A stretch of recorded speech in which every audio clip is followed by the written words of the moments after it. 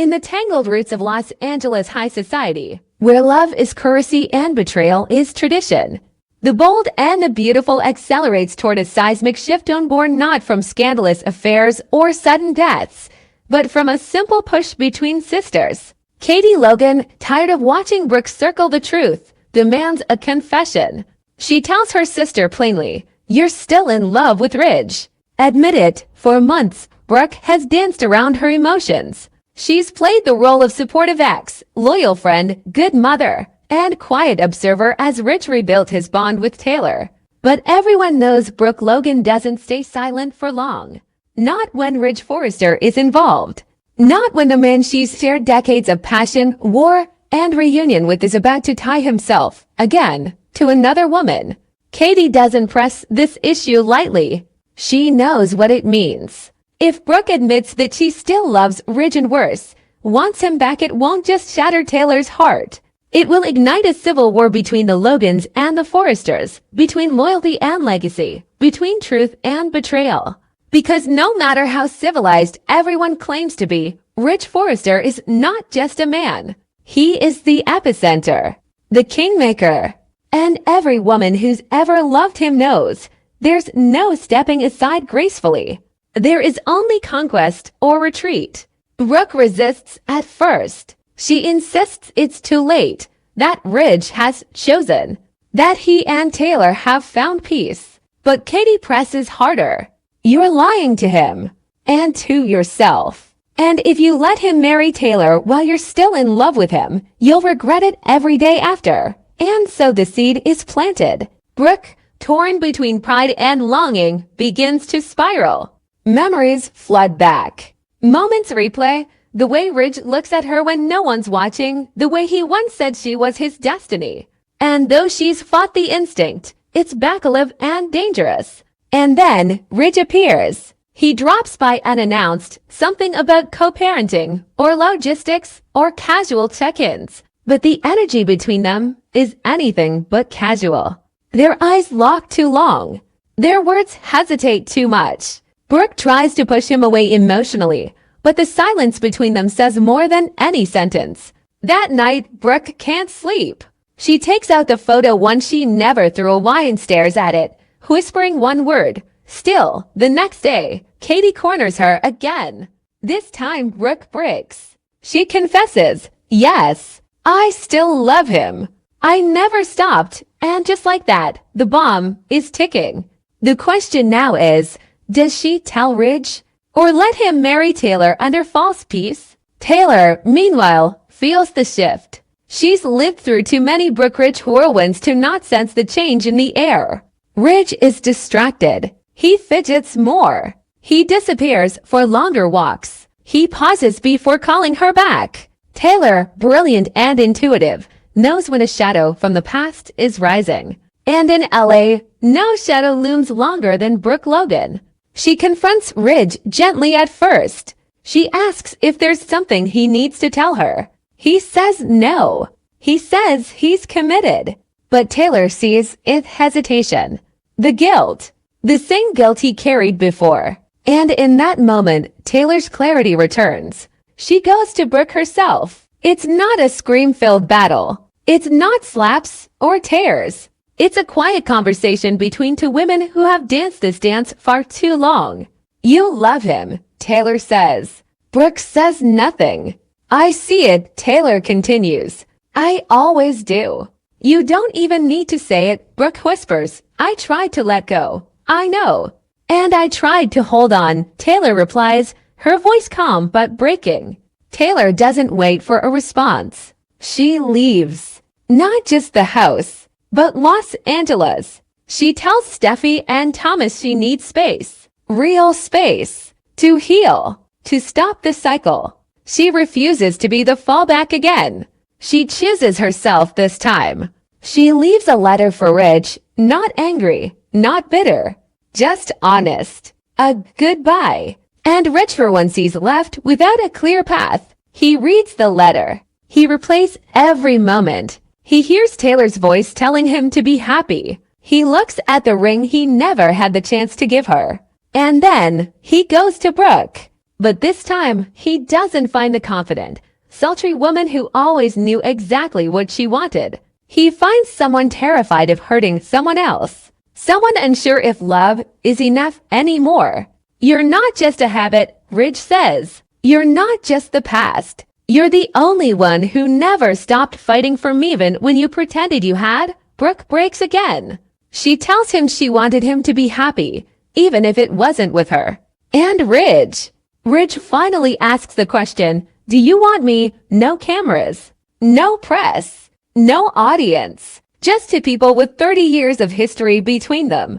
Brooke says yes. And just like that, the lines are redrawn. Taylor's exit sends shockwaves. Steffi is furious not just at Ridge, but at Brooke. She vows to make it clear that this reunion won't go unchallenged. Thomas sides with his mother, calling Ridge's indecision cowardice. Eric, watching the tension in his family unfold, starts questioning whether Ridge still deserves to lead the family's creative vision. Donna tries to mediate, but even she knows this won't be healed with tea and sympathy. Katie watches the chaos unfold and knows she lit the match. Hope, caught in the crossfire, tries to stay neutral, but when her mother is under attack, her allegiance is obvious. RJ feels torn between supporting Brooke and understanding the pain Taylor is going through. And in the middle of it all, Ridge begins to realize that his choice was never really a choice. It was a delay. And the consequences of that delay may cost him more than one woman's heart. The Logan Forrester battlefield is officially reactivated. Steffi begins pulling strings within the company, reasserting Forrester bloodlines at the center of every major decision. Brooke's return to Ridge puts her back in the power orbit, and the Logan name begins appearing again in meetings, partnerships, and branding decisions. The company starts to divide. Lines are drawn. Board votes become personal. Long-held loyalties are challenged. Behind the scenes, whispers of sabotage start to rise. Anonymous tips leak to the press about the collapse of Ridge's engagement. Old photos resurface. A former employee claims Brooke was plotting Taylor's removal all along. Brooke tries to take the high road, but she's Brooke Logan. She knows how to fight dirty when she needs to.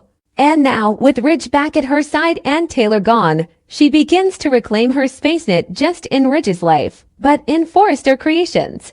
But what Brooke doesn't see coming is Taylor's silence. Her retreat wasn't weakness. It was preparation. And her return, when it comes, won't be for Ridge. It will be for herself. Stronger, smarter, unapologetically independent. And when that day arrives, the war won't be about love anymore. It will be about legacy. And only one woman can rule it. Will Spencer Jr. stumbled out of that night with Luna Nozawa carrying wounds that didn't show up on camera, of kind that rewrite a life before you realize it's been rewritten. Hours he can't remember.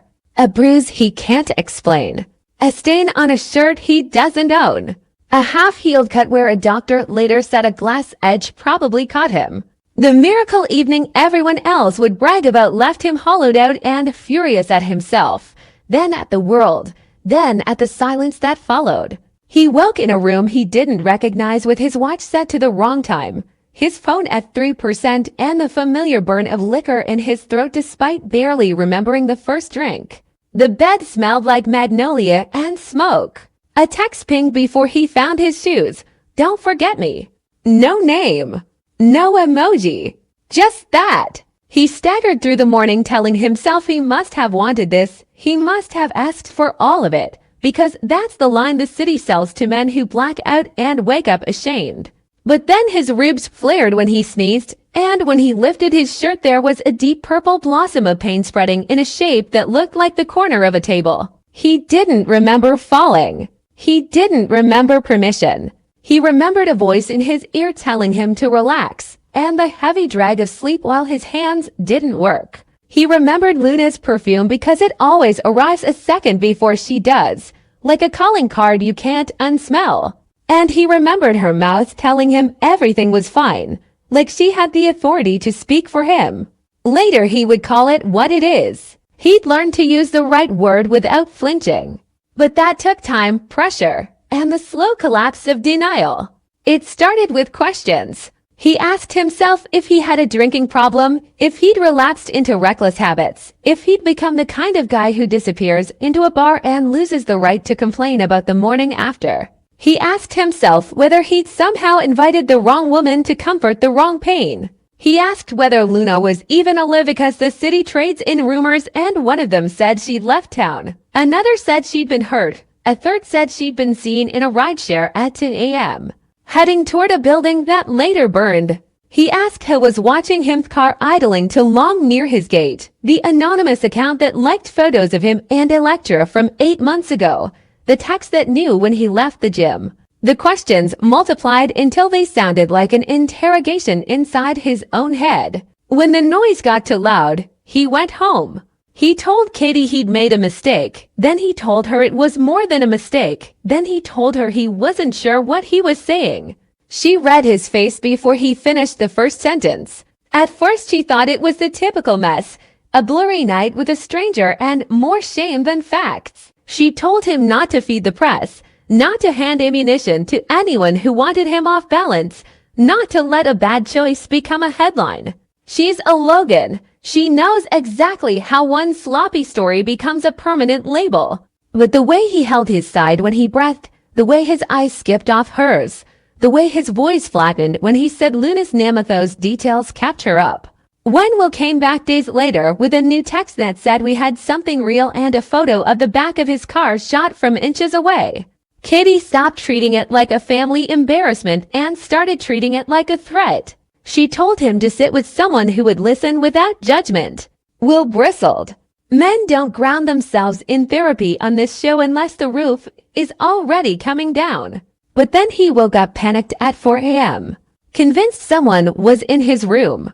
He ran the house alone with a fireplace poker and found nothing but motion sensors that had tripped and a patio door that wouldn't close because a screw had been loosened.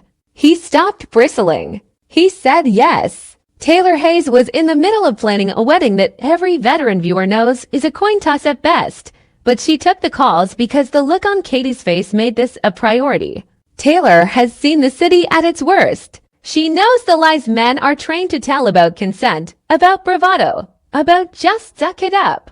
She asked Will to walk through the hours he could recall, slow and plain. He described the first drink. He described the taste of something metallic he chalked up to a dirty glass. He described music he didn't choose and a half-lit room where light leaked under a door like a bad omen. He described how Luna kept saying we're fine like it was a contract he had already signed. He stopped 3 times and Taylor didn't rush him. You know this isn't about what you should have done, she said. This is about what someone did to you. He nodded without looking at her. The second session pulled a thread. Will remembered the sound of fabric snagging. He remembered a small gold charm brushing his cheek, a thin crescent moon with a neck in the edge. He remembered reaching up to steady himself and catching the charm in his fingers. He remembered the way Luna always fiddled with that necklace, nervous habit disguised as style. The memory landed like a verdict, but memory isn't proof, and Will's not built to point fingers without it. What he couldn't ignore was the injury. A doctor documented a mild concussion, bruising consistent with a fall onto a hard edge, and a laceration on his palm that had been cleaned and dressed by someone with a light hand but no hospital tape. He had been tended to. He had not been asked. The records made Katie fierce. She can play nice for a boardroom, but when her son is involved she uses the full spine of a Logan matriarch. She apologized for telling him to keep quiet. She told him the only version of silence that made sense now was the kind where you sit with a professional and say the words you avoided. She told him one more thing, that she believed him. That moved a mountain. Meanwhile, the messages kept coming.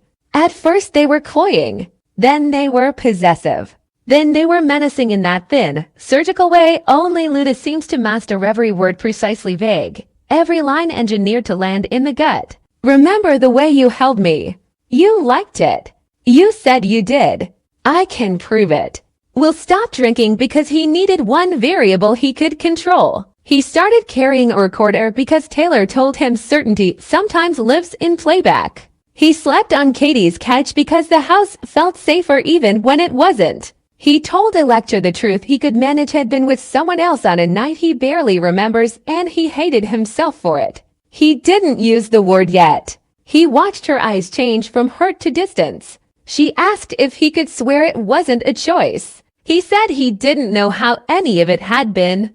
She nodded and left without slamming the door because she doesn't do dramatics when the core injury is real. The relationship shattered along a clean fracture. No screaming.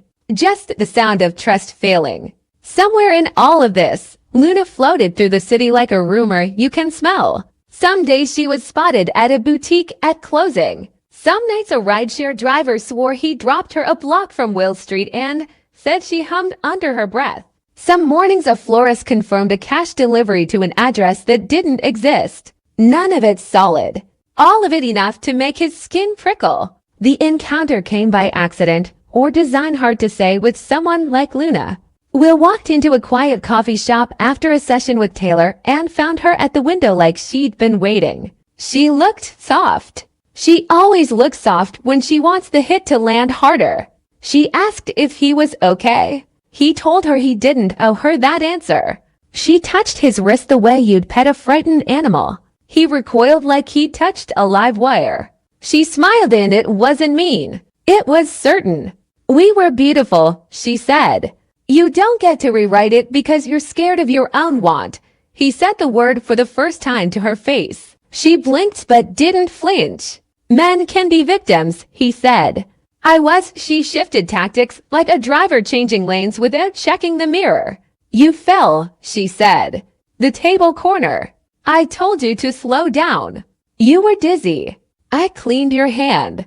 I took care of you because you asked me to stay." He recorder clicked his pocket like a talisman and asked her twice if she heard herself. She told him the recording was illegal. It isn't. She told him he'd ruin himself. He already was. He told her not to contact him again.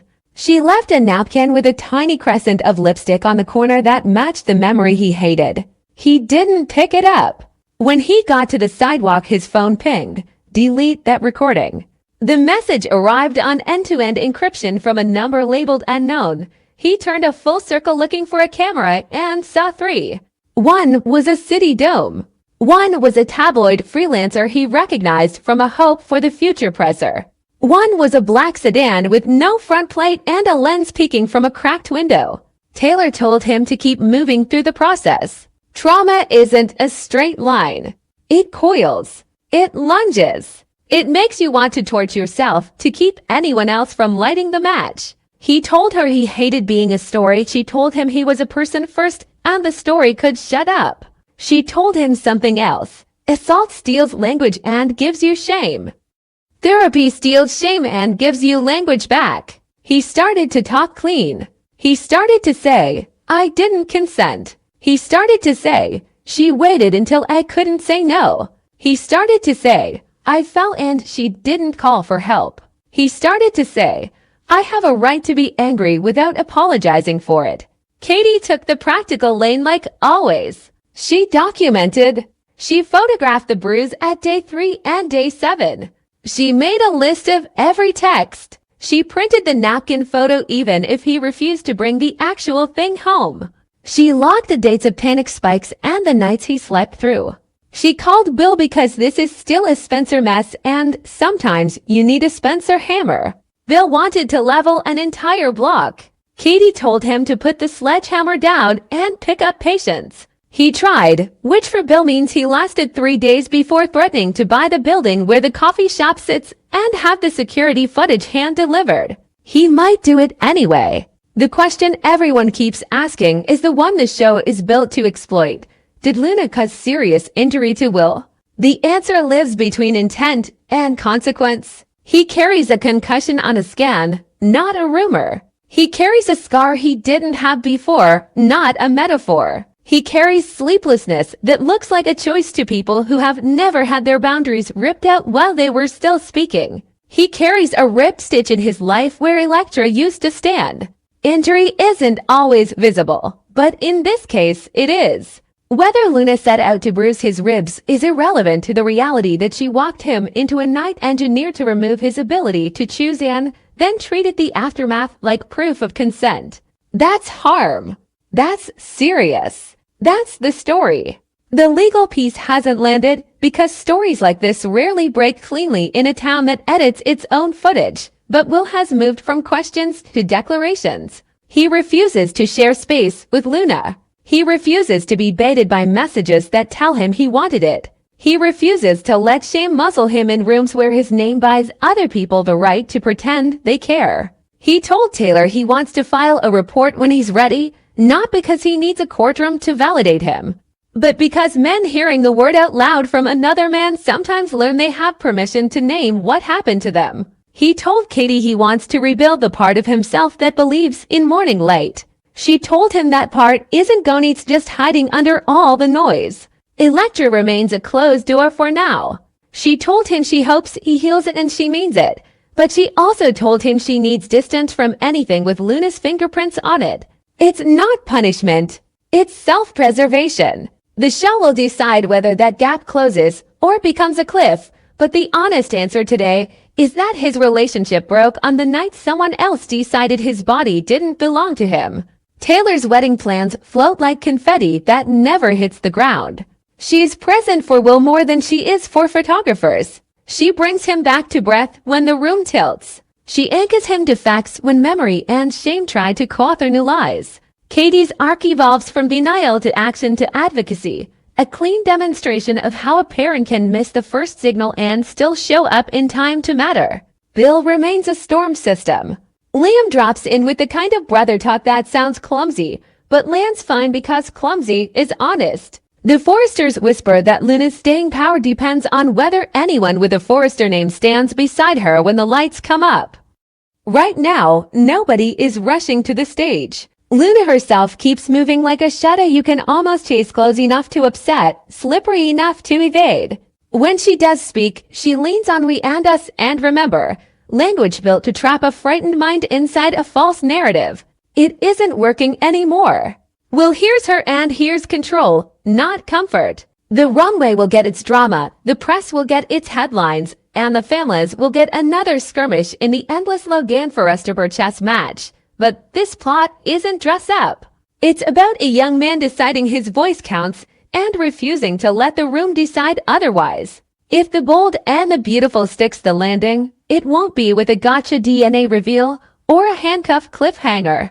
It will be with Will speaking his truth in full daylight and the camera staying on his face long enough to let the words settle. Until then, the arc is simple and brutal. Will Spencer Jr.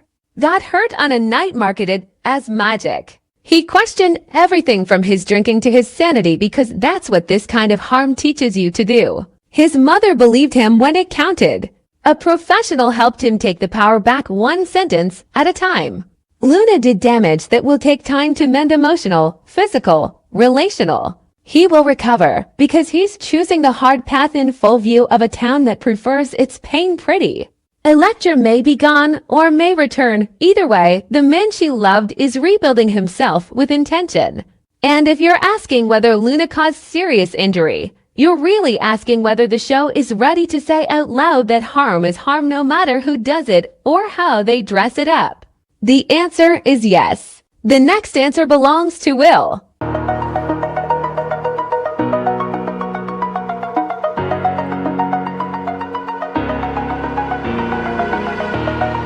Oh.